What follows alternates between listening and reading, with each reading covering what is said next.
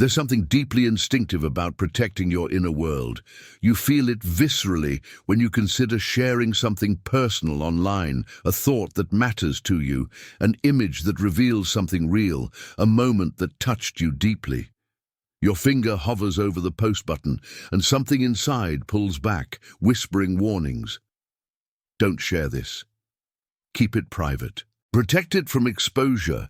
This isn't just social anxiety or fear of judgment, though those might be present. It's something more fundamental, a protective impulse that recognizes your inner world as sacred territory that shouldn't be casually opened to the invasive gaze of social media. So why do you protect your inner world from the eyes of social media? What are you safeguarding? What threat does digital visibility pose to your psychological depths? And what can Carl Jung, the pioneering psychologist who spent his life exploring and protecting his own rich inner world, teach us about why some of us instinctively know that certain dimensions of ourselves must remain hidden from the digital collective? To understand this, we need to start with Jung's profound recognition that the inner world is truly infinite and demands protection. Jung wrote explicitly about this, stating that the inner world is truly infinite, in no way poorer than the outer one, and that humans live in two worlds, inner and outer. But here's what's crucial. As Jung understood that these two worlds have different natures and different requirements. The outer world thrives on visibility, action, and external engagement. But the inner world requires privacy, solitude, and protection from external interference to develop properly. When you protect your inner world from social media, you're honoring this fundamental distinction. Your inner world isn't just a reflection of external reality. It's an autonomous realm with its own logic, its own inhabitants, its own processes that unfold according to internal laws rather than social expectations. Social media operates according to external principles: visibility, reaction, immediate feedback, collective opinion. Exposing your inner world to these external forces doesn't translate or share it. It violates and distorts it, imposing external logic on internal processes that can't survive that imposition. People who protect their inner world have recognized, consciously or unconsciously, that the inner and outer realms operate so differently that mixing them destroys the integrity of the inner dimension. Jung himself lived this truth, maintaining fierce privacy around his inner experiences, while sharing only what could be externalized without damage. There's also something crucial about what Jung understood regarding the effect of external observation on inner experience. A contemporary discussion of Jung's ideas notes that, once seen by others, it becomes affected by others, with things such as validation and expectations. This is the fundamental problem with sharing your inner world on social media. The moment you externalize an inner experience, it's no longer purely inner. It becomes subject to others' reactions, their judgments, their projections, their expectations. And these external forces fundamentally alter the nature of the experience. An insight that had profound personal meaning becomes content to be liked or criticized. A moment of genuine spiritual experience becomes performance. A vulnerable feeling becomes an invitation for others' opinions. People who protect their inner world understand this transformation instinctively. They know that sharing doesn't preserve the inner experience in public form. It destroys the inner experience by converting it into something external, stripping it of its inner qualities, its privacy, its sacred untouchability. What was real becomes performed. What was meaningful becomes evaluated. What was yours becomes collective property. Jung would validate this protective instinct completely, understanding that certain experiences lose their psychological and spiritual value when externalized. Let's also consider what Jung called active imagination and why it requires absolute protection from external interference. Active imagination is Jung's technique for consciously engaging with the unconscious, allowing images and figures to arise spontaneously and then interacting with them. This practice was central to Jung's own psychological development and his understanding of the psyche. But here's what's essential. Active imagination requires privacy and protection from external judgment. When you're engaged with your unconscious, allowing autonomous figures to emerge, following symbolic narratives as they unfold, you're in a state of profound vulnerability and openness. Any external intrusion, any awareness of being observed or judged immediately disrupts the process. The autonomous figures retreat. The symbolic flow stops. The connection with the unconscious is severed. People who protect their inner world from social media are often those with rich, active imagination practices, whether they call it that or not. They're engaged in ongoing dialogue with their depths, and they understand that this dialogue requires absolute privacy. Sharing these inner experiences on social media would be like trying to have an intimate conversation in a crowded room with everyone commenting and judging. It's simply impossible. The protective instinct isn't about hiding. It's about maintaining the conditions necessary for genuine inner work to continue.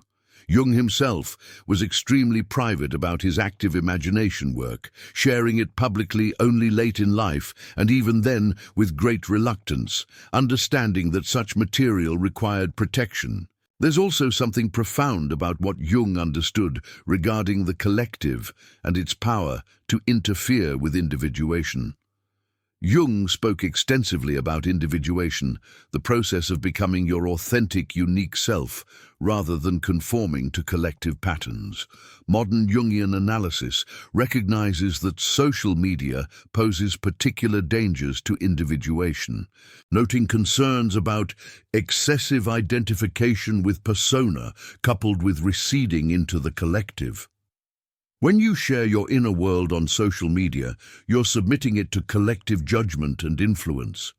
The collective will inevitably try to shape, categorize, and normalize what you've shared. People will project their expectations onto your experience. They'll try to fit your unique inner reality into familiar collective categories, and you, consciously or unconsciously, will begin to modify your inner experience to match collective expectations, seeking likes and validation. This collective pressure directly undermines individuation, which requires differentiating yourself from collective patterns and discovering what's uniquely yours. People who protect their inner world are maintaining the separation from the collective necessary for genuine individuation. By keeping their depths private, they're creating space where their unique individuality can develop without being shaped by collective pressure, where they can discover who they truly are rather than who the collective wants them to be.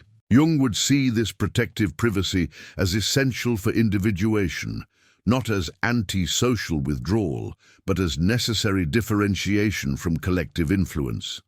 Jung also understood something crucial about what he called the numinous, and why it must be protected from profanation.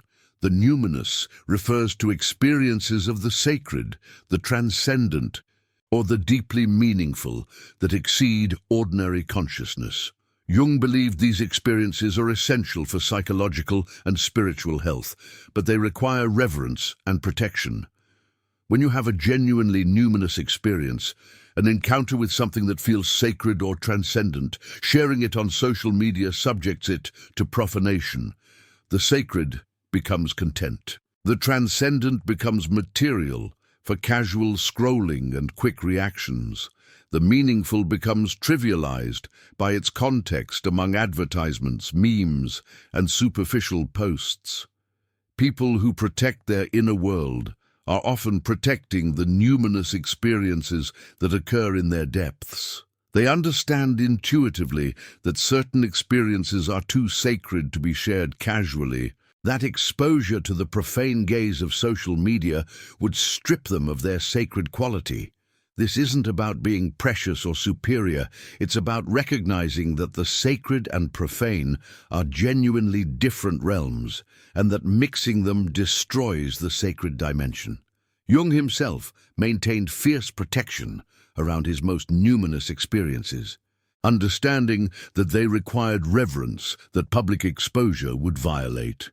Your protective instinct around your inner world is often this same reverence, recognizing that some experiences are too meaningful, too sacred, too precious to be thrown into the digital marketplace of attention and opinion. There's also something significant about what Jung called psychological energy and how sharing depletes it. Jung understood that psychic energy, or libido in his broad sense, is finite. You have only so much available, and sharing on social media consumes enormous amounts of this energy. When you share something from your inner world, you don't just post it and move on. You invest energy in crafting the presentation, in managing how it's received, in responding to reactions, in dealing with the emotional impact of others' responses. And perhaps most significantly, once you've externalized inner content, it continues to demand energy. You can't stop thinking about how it was received, whether people understood what they thought. The content is no longer contained in your inner world, where it could be processed privately. It's out in the social world, where it requires ongoing energy management. People who protect their inner world have often recognized this energy drain and chosen to avoid it. They're conserving their psychic energy for internal development rather than spending it on external performance and management. This isn't selfishness. It's wise resource allocation based on understanding that your energy is limited and must be invested according to your actual priorities.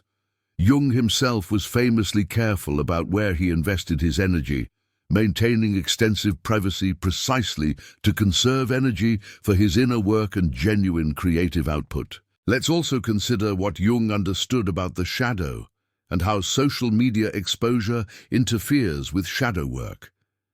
The shadow contains aspects of yourself you've disowned or hidden. Genuine psychological health requires integrating the shadow, bringing it into consciousness and accepting it. But this integration requires privacy and safety. You need space to acknowledge shadow material without judgment, to explore your darkness without shame, to accept your complexity without needing to perform acceptability. Social media is the opposite of this safe space. It's a performance arena where you must present acceptable versions of yourself. If you share your inner world on social media, you're forced to edit out shadow material, to show only light while hiding darkness, to perform wholeness while actually maintaining the split between acceptable and unacceptable aspects of yourself. People who protect their inner world are maintaining the private space necessary for genuine shadow work. In privacy, they can acknowledge anger, envy, sexual feelings, aggressive impulses, all the shadow material that social performance requires hiding. This private acknowledgement allows integration, but if they were sharing their inner world on social media, they'd be forced to maintain the split, performing only acceptable aspects while keeping shadow material hidden, which prevents genuine integration. Jung spent extensive time in private shadow work, and he would recognize that protecting your inner world from social media is often protecting the space where genuine shadow integration can occur. There's also something profound about what Jung called the relationship between the ego and the self, and how social media threatens this crucial connection. Jung distinguished between the ego, your conscious sense of identity, and the self, the deep organizing center of your total being. Psychological health requires that the ego maintain relationship with the self, receiving guidance and meaning from this deeper source. But social media pulls consciousness outward, toward external validation and social performance. When you're constantly sharing and managing your online presence, your ego becomes oriented toward external feedback rather than internal guidance from the self. the ego-self connection is severed or severely weakened. People who protect their inner world are maintaining the ego-self connection. By keeping their depths private, by refusing to orient their ego primarily toward external validation, they maintain openness to guidance from the self. Their inner world remains a space where the self can communicate, where deeper wisdom can emerge, where meaning arises from within rather than being imposed from without. Jung would see this protection as essential for psychological health and spiritual development, understanding that the ego-self-axis is the central relationship that gives life meaning and direction. Jung also understood something about projection and how sharing your inner world invites distorted perception. Jung discovered that people constantly project their own unconscious material onto others. When you share your inner world on social media, you become a screen for countless projections. People don't actually see what you've shared. They see their own psychological content reflected back. Your genuine inner experience becomes material for others' projections, misunderstood, misinterpreted, reduced to what fits others' unconscious expectations. People who protect their inner world are avoiding this projection distortion. They understand that sharing doesn't mean being truly seen or understood. It often means being thoroughly misperceived, having your actual experience obscured by others' projections. By keeping their inner world private, they preserve its actual nature rather than allowing it to be distorted by projection dynamics they can't control. Jung himself experienced this projection problem throughout his life, having his ideas constantly misunderstood and distorted, which reinforced his understanding that certain material simply can't be successfully shared with those who aren't psychologically prepared to receive it without distorting projection. There's also something crucial about what Jung called psychological boundaries and how social media violates them. Jung understood that healthy individuals have clear boundaries between self and other, between what's internal and what's external. But social media is designed to blur these boundaries, encouraging constant sharing, making privacy seem pathological, pressuring you to externalize your inner life. When you protect your inner world from social media, you're maintaining healthy boundaries against this pressure.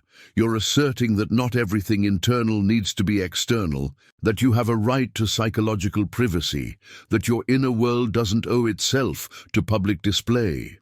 This boundary maintenance is psychological health, not dysfunction. People who protect their inner world have strong, healthy boundaries that resist the cultural pressure to make everything visible.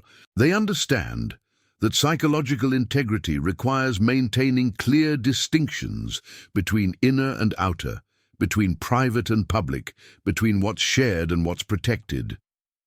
Jung would celebrate this boundary strength as essential for psychological health in an age that constantly assaults boundaries and demands transparency that undermines genuine selfhood. Let's also consider what Jung understood about the collective unconscious and how your inner world connects you to depths that can't be shared. Jung believed that beneath the personal unconscious lies the collective unconscious, a layer of the psyche shared by all humanity, containing universal patterns and archetypes. When you're engaged with your inner world, particularly through practices like active imagination or deep contemplation, you're sometimes touching these archetypal depths, encountering universal patterns that exceed your personal experience.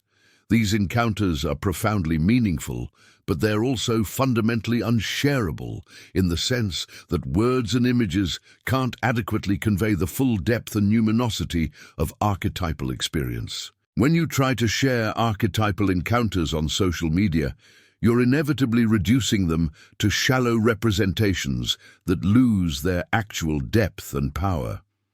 People who protect their inner world are often those who regularly encounter archetypal material and understand that it can't be successfully shared in social media format. The attempt to share it would cheapen it, reduce it, strip it of its archetypal power. They're protecting not just personal privacy, but the integrity of archetypal encounters that require reverence and depth that social media simply can't accommodate. Jung himself struggled throughout his life to communicate his archetypal experiences and insights, often finding that words failed or that audiences misunderstood, which taught him that certain depths simply can't be successfully externalized. There's also something significant about what Jung called the anima and animus, the inner contrasexual figures, and how they require privacy. For men, the anima is the inner feminine image. For women, the animus is the inner masculine image. These figures are crucial for psychological wholeness, but relationship with them is deeply private, intimate, and vulnerable. When you share your inner world on social media, you risk exposing your relationship with these inner figures to external judgment and misunderstanding. People might pathologize your inner feminine or masculine qualities. They might project their own troubled anima or animus onto your experience. They might trivialize the profound inner work of relating to these archetypal figures. People who protect their inner world are often protecting their relationships with their anima or animus. These inner relationships are too important, too vulnerable, too easily misunderstood to be shared with the digital collective. Privacy is where these crucial inner figures can be engaged without external interference. Jung himself maintained great privacy around his anima experiences, understanding that this inner relationship was sacred and couldn't withstand public exposure. Jung also understood something about individuation, requiring what he called internalizing a locus of security. This means developing internal sources of safety, worth, and validation rather than depending on external sources. When you constantly share your inner world on social media, you're externalizing your locus of security, making your sense of worth dependent on others' reactions, likes, and validation. But when you protect your inner world, you're maintaining internal security. Your sense of worth comes from your own inner integrity, your own relationship with yourself and your depths, not from external feedback. People who protect their inner world have often successfully internalized their locus of security. They don't need social media validation because they've developed internal sources of meaning and worth that sustain them regardless of external recognition. This internalized security is a mark of psychological maturity that Jung considered essential for genuine individuation and psychological health.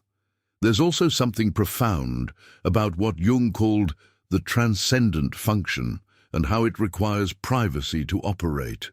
The transcendent function is the psyche's capacity to generate new understanding by holding tension between opposites. This function operates through symbols, dreams, and spontaneous insights that arise from the unconscious. But the transcendent function requires specific conditions to work: quietness, patience, openness, and freedom from external interference.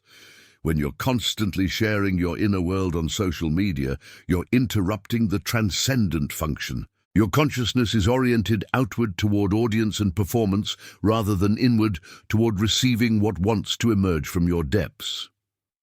The symbols and insights that the transcendent function would produce can't arise because you're not in the receptive state they require. People who protect their inner world are maintaining the conditions necessary for the transcendent function to operate. Their privacy isn't empty withdrawal.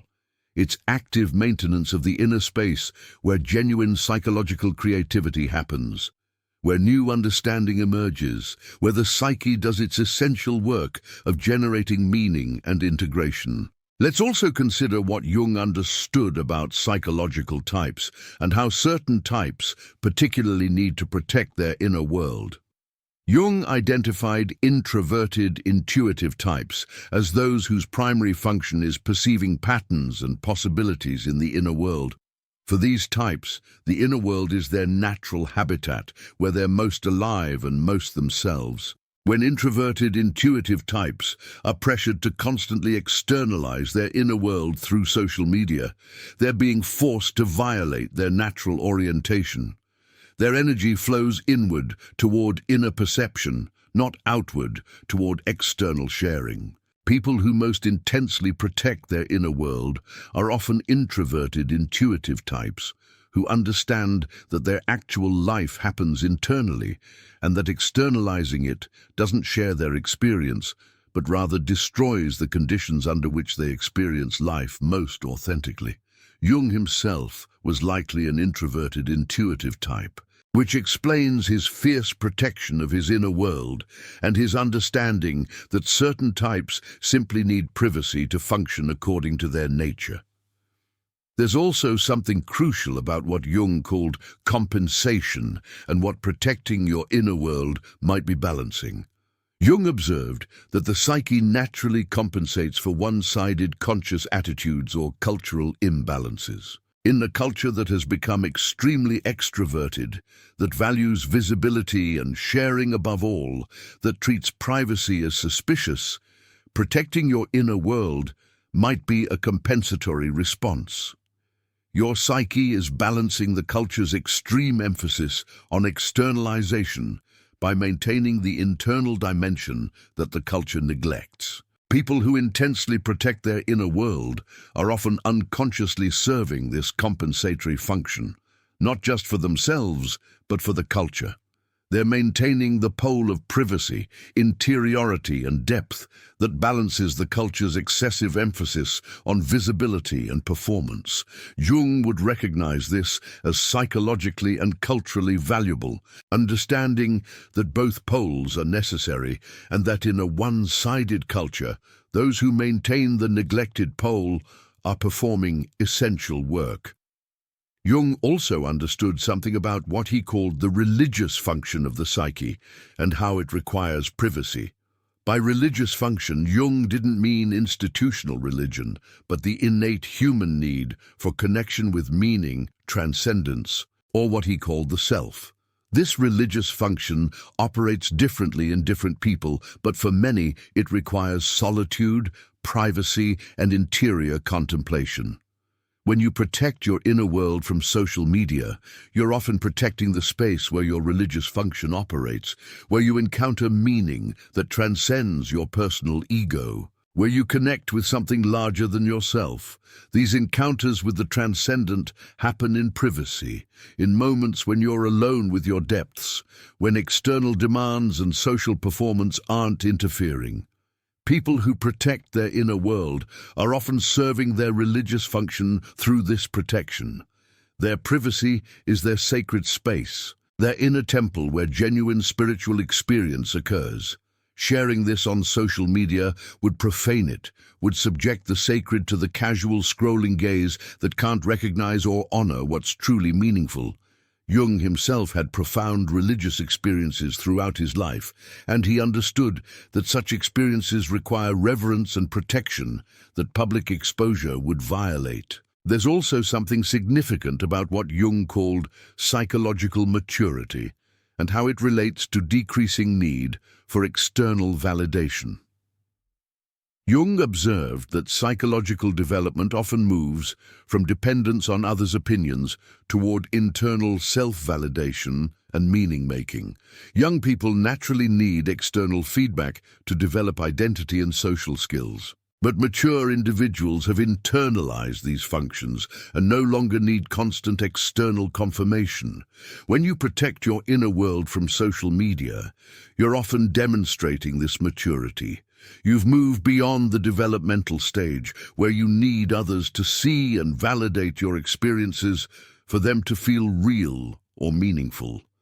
Your inner world has its own reality, its own value, regardless of whether anyone else witnesses or approves it.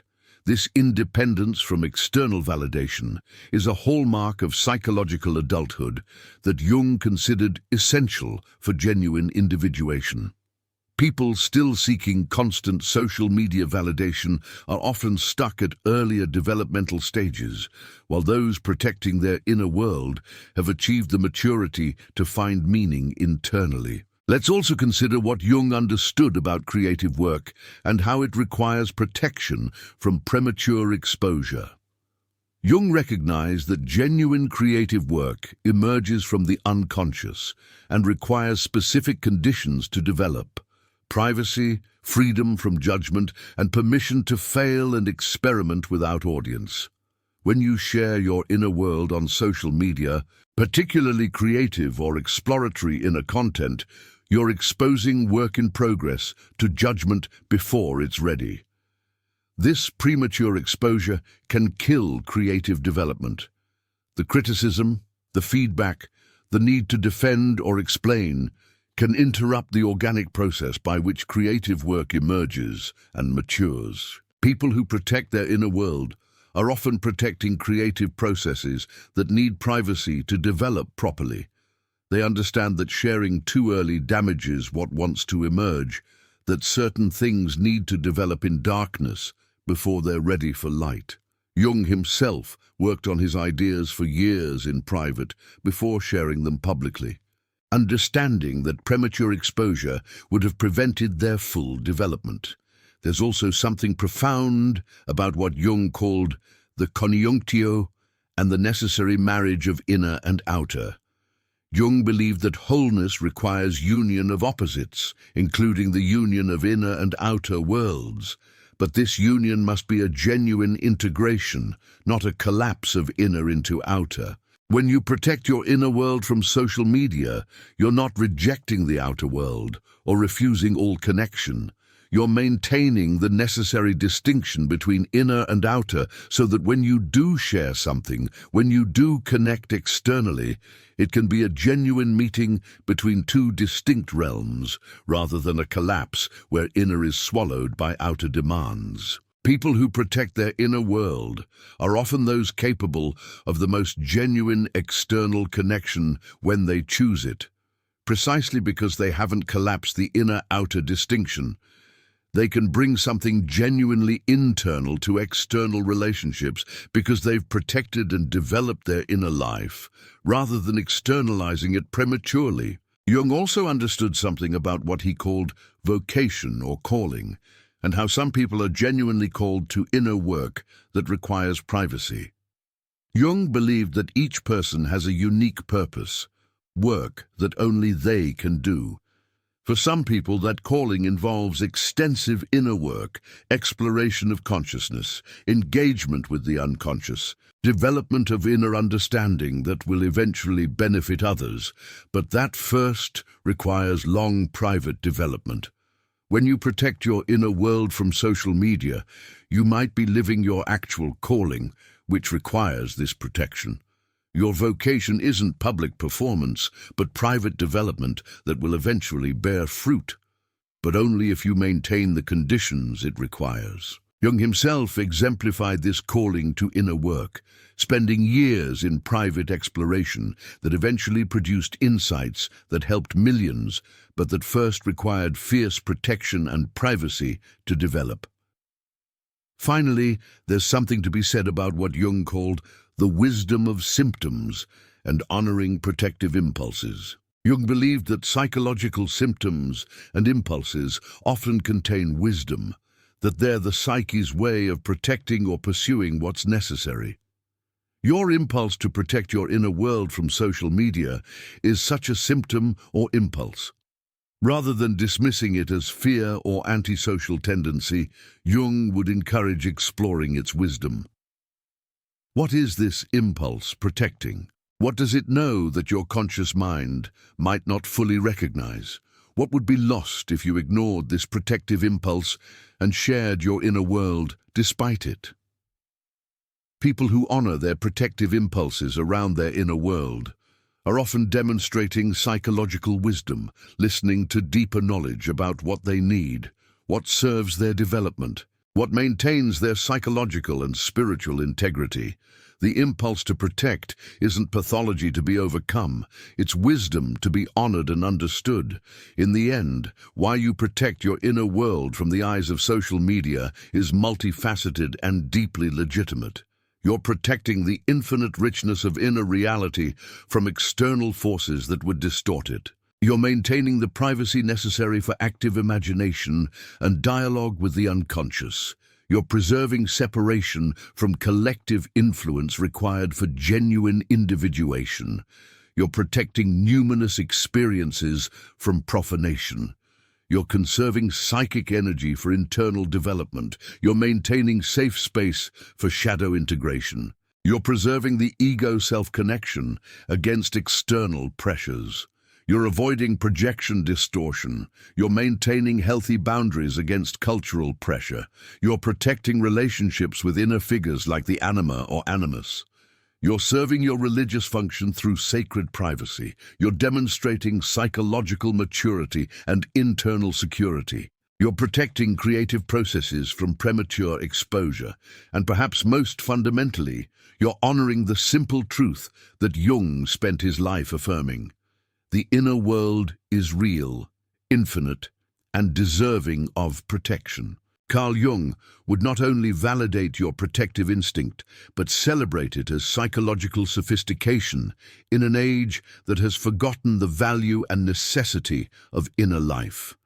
He would remind you that the inner world is truly infinite, in no way poorer than the outer one, and that maintaining this inner infinity requires protection from external forces that would reduce, trivialize, or destroy it. Your refusal to share your inner world on social media isn't antisocial withdrawal, fear, or failure to engage. It's reverence for the sacred, protection of the vulnerable, maintenance of the conditions necessary for genuine psychological and spiritual development, and ultimately, the courage to live according to deeper truths rather than conforming to a culture that has lost touch with the reality and value of the inner dimension where human beings have always found their deepest meaning, their most profound experiences, and their most authentic selves.